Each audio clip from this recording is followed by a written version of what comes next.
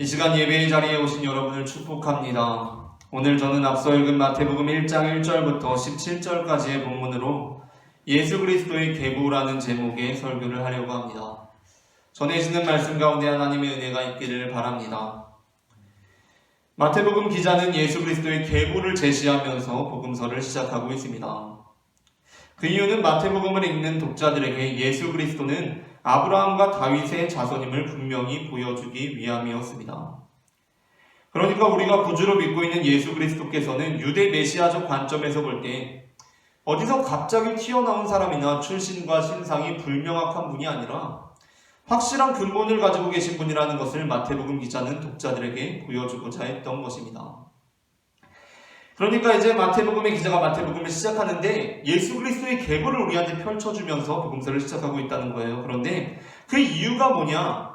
그 이유는 바로 예수 그리스도께서는 우리가 믿고 있는 예수 그리스도는 유대 메시아적 관점에서 근본이 확실한 분이라는 거예요.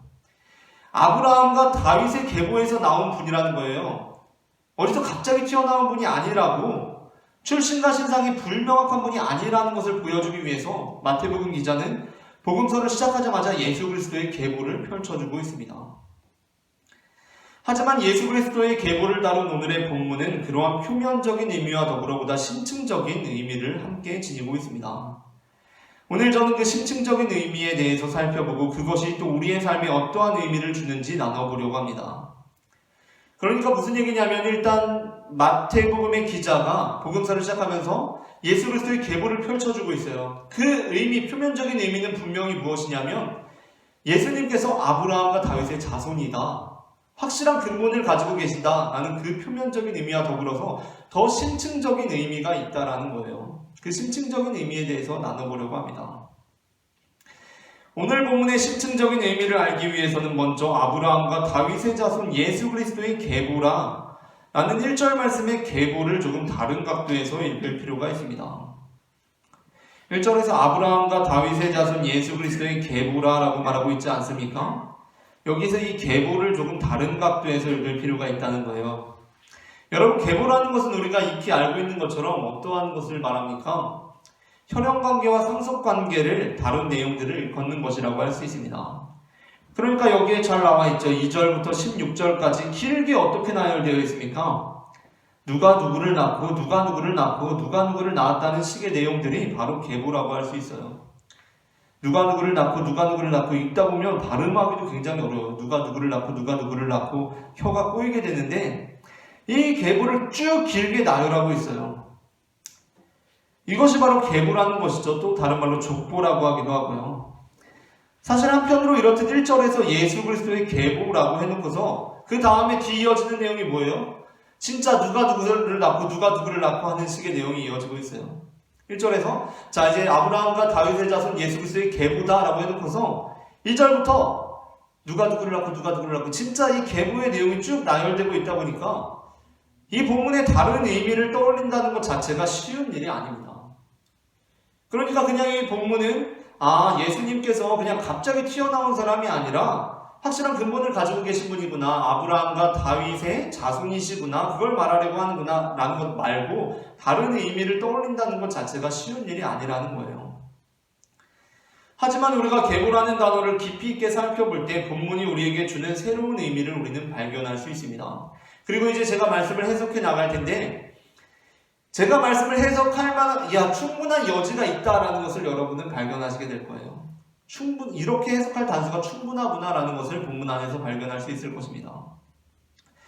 오늘 본문의 1절 말씀, 아브라함과 다윗의 자손 예수 그리스도의 계보라라는 구절에서 계보의 헬라어 원문은 제네시스입니다. 앞서 제네시스라는 단어는 말씀드린 대로 1차적으로 계보라는 뜻을 가지고 있습니다. 따라서 단순하게 예수 그리스도의 계보 혹은 예수 그리스도의 족보라고 옮기는 것, 이렇게 번역하는 것이 잘못된 것이 아닙니다. 분명히 표면적인 의미는 그것을 뜻하고 있습니다. 하지만 제네시스라는 단어는 또 다른 뜻도 가지고 있는데 그것은 바로 창세기라는 뜻입니다. 제네시스, 이 계보라고 번역된 제네시스가 다른 뜻이 있는데 바로 창세기라는 뜻을 가지고 있다는 거예요. 또 창세기라는 것 말고 역사를 뜻하기도 하고요. 또 창세기와 관련해서 새로운 창조를 뜻하기도 하고, 혹은 그렇게 해서 창조될 세계를 뜻하기도 합니다. 이러한 뜻으로 1절의 말씀을 다시 읽게 된다면 어떻게 읽을 수 있겠습니까? 오늘 본문의 1절의 의미는 단순히 아브라함과 다윗의 자손 예수 그리스도의 계보라라고 읽을 수도 있지만, 나아가서 원문대로 읽자면 어떻게 읽을 수 있어요? 예수 그리스도의 제네시스라. 이 말은 무슨 예수 그리스도의 자가용이라는 것이 아니라 아브라함과 다윗의 자손 예수 그리스도의 창세기라는 뜻이죠. 또는 예수 그리스도가 펼치실 역사다라는 것입니다. 예수 그리스도께서 이루실 새로운 창조다라는 의미예요. 예수 그리스도께서 창조할 세계다라고 읽을 수 있을 것입니다. 그렇다면 예수 그리스도께서 펼치실 역사, 예수 그리스도께서 이루실 새로운 창조는 무엇을 의미합니까? 유대인들이 메시아를 기다리며 그분께서 오실 때 이루실 세상에 대해 기록해 놓은 것이 있습니다. 그것은 이사야 11장 1절부터 9절까지에 나오고 있습니다. 아마 어린 시절부터 주일학교에 출석을 잘 하셨던 분들은 곧 읽게 될 이 본문을 어디서 많이 들어보신 구절일 거예요. 이 본문의 후반부가 사막에 샘이 넘쳐 흐르리라 라는 찬양의 가사로 아마 익숙하실 것입니다. 이사야 11장 1절부터 9절에 유대인들이 메시아를 기다리면서 메시아가 오시면 이런 세계가 될 거야 라고 기록해 놓은 것이 있는데, 그 본문을 제가 한번 봉독해 보도록 하겠습니다.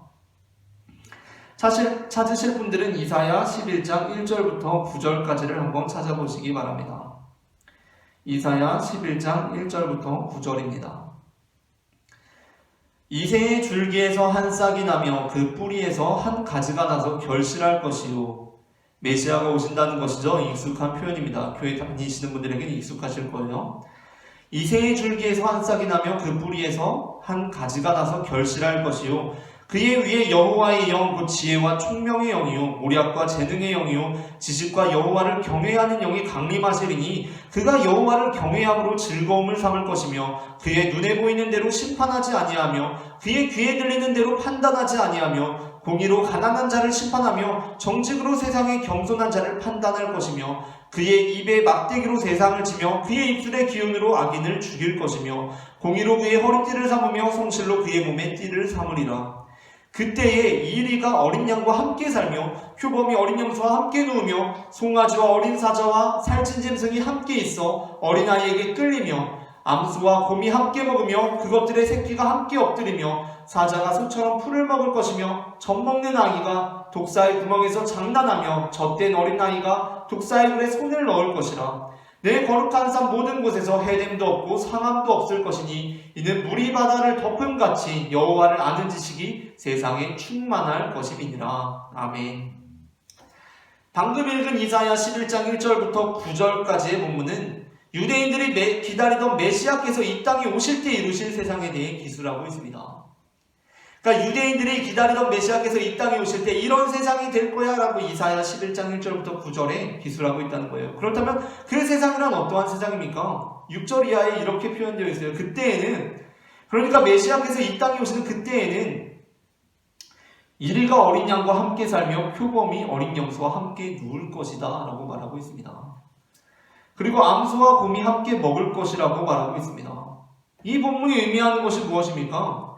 메시아가 이 땅에 오시면 이 땅의 억압적인 차별들이 사라질 것이라는 얘기입니다. 이리들이 따뜻한 양지에 있으면서 이리가 따뜻한 양지에 어린 양들이 오지 못하도록 위협하여 음지로 다 몰아내고, 또 표범이 아늑한 잠자리를 다 차지하고서 어린 염소들이 오지 못하도록 해코지해서 거친 들판에 나앉게 만들며, 무서운 곰들이 먹을 것을 독차지하고 암소들은 먹을 것과 마실 물이 없는 머나먼 황무지로 몰아내는 세상이 아니라, 메시아가 이 땅에 오시면 이리와 어린 양이 함께 어울려 살게 된다는 거예요. 이리들이 자기들만 따뜻한 양지에 있으면서 어린 양들을 막 위협해서 음지로 몰아내는 것이 아니라 이리와 어린 양이 함께 어울려 살게 될 것이라는 것입니다. 표범이 막 어린 염소들을 막 밀어내고 해코지해서 아늑한 잠자리에 자기들만 있는 것이 아니라 표범이 어린 염소와 함께 놀 거래요. 같이 누울 거래요. 잠자리에 누울 거라고 말하고 있습니다. 그리고 곰과 암소가 함께 먹을 것을 나누는 세상이 올 것이다 라고 말하고 있습니다. 곰들이 자기들만 먹을 것 다 독차지하고 막 암소들은 저기 황무지로 몰아내는 세상이 아니라 곰과 암소가 함께 먹을 것을 나누는 세상이 올 것이다 라고 말하고 있다는 것입니다. 그리고 우리가 오늘 본문으로 다루고 있는 마태복음 1장 1절에 예수 그리스도께서 이루실 새로운 창조 세계 역시 그와 다르지 않음을 우리는 2절부터 16절까지의 본문을 면밀하게 살펴봄으로써 깨달을 수가 있습니다. 우리가 오늘 본문의 1절 말씀을 그저 예수 그리스도의 계보 또는 족보라고 읽고 2절부터 이어지는 내용을 그냥 예수님께서 아브라함과 다윗의 자손임을 입증하려는 그런 혈연관계와 상속관계를 다룬 내용으로만 읽는다면 그냥 누가 누구를 낳고 누가 누구를 낳고 하면서 그냥 기계적으로 스쳐 지나가기 쉬운 이름들이 본문에 등장하고 있습니다. 그 이름들이 예수 그리스도의 계보에 등장하고 있다는 거예요. 그 이름이 누구냐면 아브라함도 아니고 다윗도 아닙니다. 그 이름은 바로 다말과 라합과 룻과 우리아의 아내 그리고 마리아라는 여자들의 이름들입니다. 바로 이 여자들의 이름들이 예수 그리스도께서 이루실 새로운 창조 세계에 대한 상징을 마태복음을 시작하면서 우리에게 보여주는 것이라고 할 수 있습니다. 그러니까 예수 그리스도의 계보에 그냥 읽으면 쉽게 스쳐가기 쉬운 이름들이 있는데 다말, 라합, 룻 뭐 이런 이름들이 등장하는데 이것이 바로 예수 그리스도께서 이 땅 가운데 오셨을 때 펼치실 새로운 세계에 대한 상징을 우리에게 보여주고 있다는 거예요. 사실 유대 사회에서 계보나 족보를 작성할 때에는 여자들의 이름이 결코 기재될 수가 없는 것이었습니다. 사실 유대 사회에서 계보나 이런 족보, 공적인 문서를 작성할 때 여자들의 이름은 결코 기재될 수가 없었어요. 여자 이름은 기재를 해서는 안 되는 거예요. 이미 우리가 잘 알고 있듯이 남녀 차별이라는 것은 인류 역사에 매우 뿌리 깊은 것이고요. 또 보편적으로 만연했던 사회적인 현상입니다. 그리고 지금도 어느 문화권에서는 매우 폭력적이고 억압적인 방식으로 벌어지고 있죠. 인류가 함께 풀어나가야 할 과제이기도 합니다. 이러한 남녀차별이 바로 유대 사회에서도 역시나 있었던 거예요. 여자의 이름이라는 것은 그냥 여자의 이름이라는 그 이유만으로 계보에 적힐 수가 없었다니까요. 여자의 이름은 그냥 다른 이유가 아니라 다른 이유가 아니라 그냥 그가 여자니까 여자의 이름으로 계보에 들어갈 수가 없었어요. 적어서는 안 됐어요. 아주 예외적인 경우가 있기는 했었습니다. 어떠한 경우냐면 여자들이 계보에 들어가는 경우가 있었어요. 어떠한 경우냐면 한 남자를 통해서 여러 아내들이 있었고 그 여러 아내들에게서 여러 아들들이 출산되었을 경우, 그러니까 이조차도 어머니가 다른 여러 아들들을 구분하는 의미로서 굉장히 종속적인 의미로 여자의 이름이 계보에 기재될 수가 있었어요. 결코 여자의 이름이 독자적으로 기록될 수가 없었습니다. 그러니까 무슨 얘기냐면 우리가 성경에 보면 구약시대에도 우리 믿음의 조상들이 아내가 한 명이었던 것이 아니에요. 일부 다처라고 하죠. 한 남편에 여러 아내들이 있다고요. 그리고 거기에서 여러 아들들이 출생이 되겠죠. 그러면 이제 그것을 구분하기 위해서 굉장히 예외적으로 여자들의 이름이 들어가는 경우가 있어요. 엄마로서 들어가는 거죠. 이 남편한테는 여러 아들이고 아내가 많으니까 들어가는 거예요. 근데 그럼에도 불구하고 오늘의 계보는 상관이 없는 게 뭐냐면 오늘의 계보는 어떻게 나가고 있어요? 오늘의 계보는 어떻게 나가고 있습니까? 뭐 여러 아내 말할 것도 없이 아브라함부터 예수 그리스도까지 그냥 내리꽂고 있다고요. 그냥 일자로 쭉 내려가는 거기 때문에 다른 아내를 기록할 필요가 없어요. 여자 이름이 기록할 필요가 없는 계보라는 것입니다. 그렇다면 이렇게 여자들의 이름들이 계보에 들어갈 수 없었다라는 것은 무엇을 의미합니까? 여자들의 이름이 계보에 들어갈 수 없었다는 것이 무엇을 의미합니까? 그것은 여자들이 상속에 대한 권리를 행사할 수 없었다라는 것을 뜻합니다. 그것은 여성들이 상속에 대한 권리를 행사할 수 없었다라는 것을 뜻해요. 당연히 짐작하실 수 있으시겠지만 이것은 결코 단지 그냥 여자의 이름이 계보에 들어가지 않는다라는 것만을 의미하는 것이 아니죠. 그냥 여자의 이름 계보에 안 들어가는 것 같다가 왜 그렇게 유난을 떨어? 라고 어떤 분들은 얘기할지도 모르겠어요.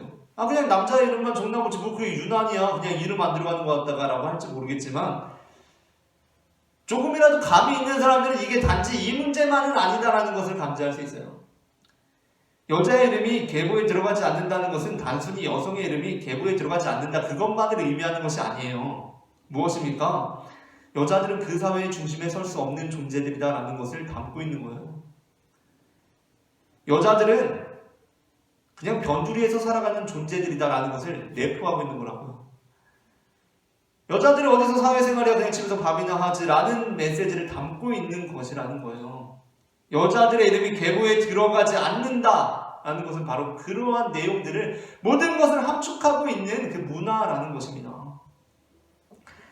성경에 대해 조금이나마 아시는 분들은 아시겠지만 구약 성경에 대표적인 사회 소외 계층이 나옵니다. 사회적으로 소외당한 계층들을 관용적으로 표현하고 있어요. 그들이 누구입니까? 구약 성경에 나오는 사람들, 부류들, 고아와 나그네와 그리고 과부입니다.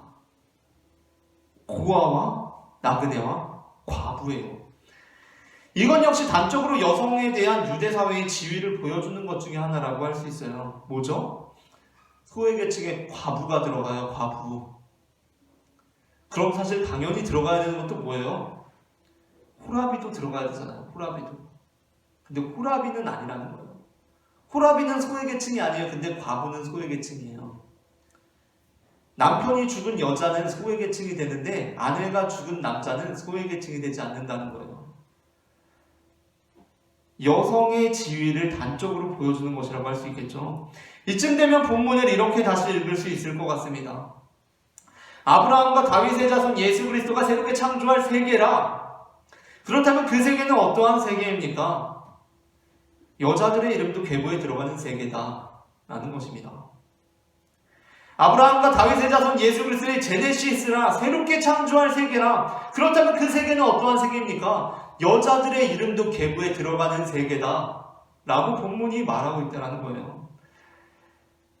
만약에 이 계보에 마리아라는 이름, 여자 이름이 딱 한 명만 들어갔다면 아마 수많은 사람들이 이렇게 얘기했을 거예요. 그래도 마리아는 어떤 사람이에요? 우리 기독교 신앙 안에서 마리아는 남자와의 관계 없이 출산을 한 사람이거든요. 기독교 신앙 안에서. 마리아는 성령으로 잉태했으니까 그래도 여자니까 여자지만 그래도 어쩔 수 없네. 불가피하게 그냥 넣어야겠다라고 할 수 있을 거예요. 그리고 마리아 말고 한 명 혹은 두 명? 사실 한 명도 들어갈 수가 없어요. 원래 유대사회 풍조상 한 명도 결코 일어날 수 없는 일이지만 혹시라도 들어갔다면 그냥 잘못했나 실수했나 라고 할 수 있을 거예요. 그런데 몇 명이라고요? 몇 명이라고요? 5명이요. 5명이요. 5명입니다. 무슨 광고에서 별이 5개 하는 것처럼 일반적인 성경의 반 페이지밖에 안 되는 계보 명단이에요. 결코 긴 게 아니에요. 근데 유대문화권에서 계보에 결코 들어가서는 안 되는 여자 이름이 5개나 나온다는 것은 본문이 분명한 의도를 가지고 있었다고 밖에 볼 수가 없어요. 본문의 기자가 분명한 의도를 가지고 있었다라고요.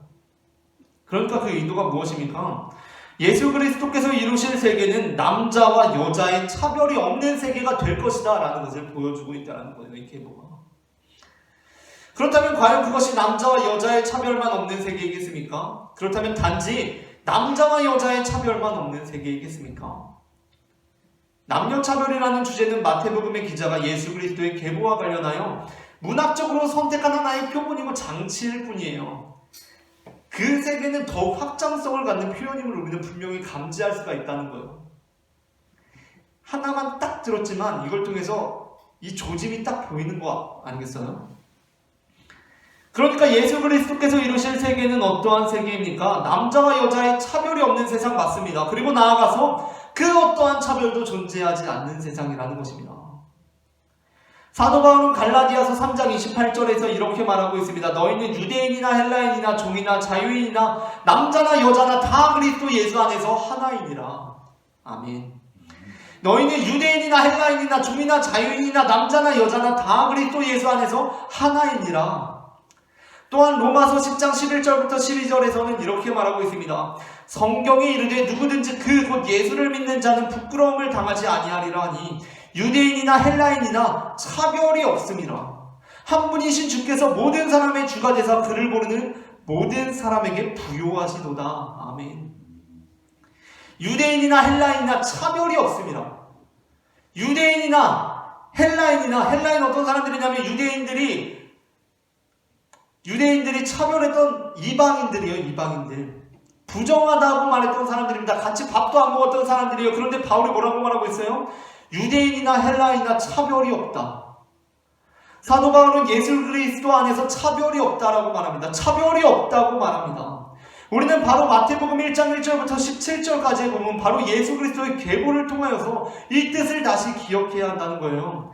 예수 그리스도께서는 사람을 차별하여 대하시지 않는다는 것입니다. 하나님께서는 우리를 차별하여 대하시지 않는다라는 것입니다. 저는 본문을 묵상하면서 떠오른 인물이 있습니다. 그는 바로 누가복음 19장 1절부터 10절에 등장하는 삭개오입니다. 누가복음 19장 2절은 삭개오를 이렇게 소개하고 있습니다. 누가복음 19장 2절입니다. 삭개오라 이름하는 자가 있으니 세리장이요 또한 부자라. 이 본문은 그가 삭개오라 이름하지만 실제적으로는 그저 세리장이요 부자라고 일컬어지던 사람이었음을 암시하고 있습니다. 그러니까 이런 거죠. 삭개오라는 사람이 있는데 그 사람 부자고 세리장이야. 그러고서 그냥 세리장이 부자가 계속 이렇게 부르는 거예요. 그러한 면에서 삭개오는 이름을 잃어버린 사람이었고 세리장으로서 부자로서 유대 문화에서 어떠한 의미에서는 차별을 당하고 있던 사람이었어요. 그런데 그런 그에게 예수 그리스도께서 찾아오십니다. 다른 사람들은 삭개오를 세리장이라고 부자라고 또 7절에 보면 뭐라고 부르냐면 죄인이라고 부르거든요. 죄인. 다른 사람들은 삭개오를 세리장이라고 부자라고 또 7절에 보면 죄인이라고 부르지만 예수님께서는 예수님을 보기 위해서 돌 무화과 나무에 올라가 있는 삭개오를 보면서 삭개오가 키가 작았잖아요. 키가 작아서 돌 무화과 나무에 올라가서 물 위에 둘러싸여 있는 그 예수님을 보고 있는 거예요. 예수님께서는 예수님을 보기 위해 돌 무화과 나무에 올라가 있는 삭개오를 올려다보면서 이렇게 부르셨어요. 삭개오야 내려와라 라고요. 삭개오야 내려와라 라고 부르셨습니다. 그 음성을 들었을 때 삭개오의 기분이 어땠겠습니까? 그는 다른 사람들로부터 자신의 이름을 들어본 지가 너무나 오래된 사람이었습니다. 모두들 자기를 보면 그저 세리장이라고 부자라고 비꼬듯이 이야기하고 더 노골적으로는 죄인이라고 나쁜 놈이라고 불렀습니다. 그런데 예수 그리스도께서는 그를 보시면서 이렇게 부르신 것입니다. 삭개오야 라고 말입니다. 마태복음 1장 1절부터 17절에 의하면 예수님께서 이 땅에 오시면서 벌어진 첫 사건은 계보에서 사라져버린 여성들의 이름이 계보에 올라간 것이었습니다. 남들은 결코 계보에 여자들의 이름을 적어서는 안 된다고 했지만 예수님께서는 자신의 계보에 다른 누구도 아닌 나 자신의 계보에 어쩌면 그로 인해서 자신의 이미지가 실추될 수도 있고 자신의 정통성에 어울리지 않는 사족을 다는 행위가 될 수도 있지만 예수님께서는 여자들의 이름을 금단의 영역에 꾹꾹 똑바로 눌러 적으셨습니다.